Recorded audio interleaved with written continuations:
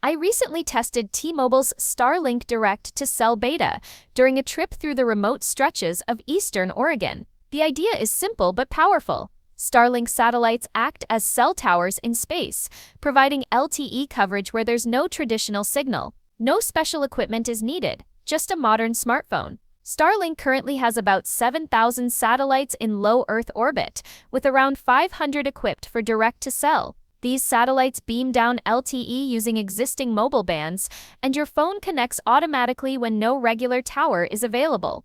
I lost signal deep in the high plains, and within minutes my phone picked up a single bar labeled T-Mobile SpaceX SAT. The connection happened inside my car with no setup required.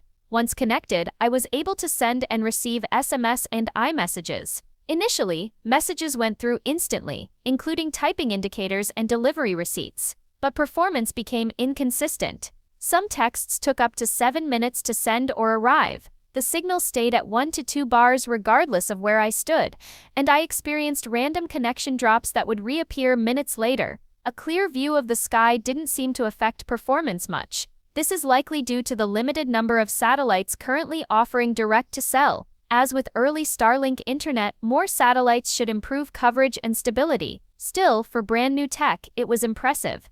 Every message eventually went through, and switching to satellite was completely seamless. After the free beta ends, T-Mobile will charge $15 per month for access included with their Go 5G Next plan, or $20 per month for non-T-Mobile users via eSIM. I'd prefer a flexible option to enable it only when needed, especially for outdoor trips where connectivity is crucial. In short, it's basic, sometimes delayed, but groundbreaking. Starlink Direct-to-Cell is still rough, but this is the worst it'll ever be, and the future looks promising.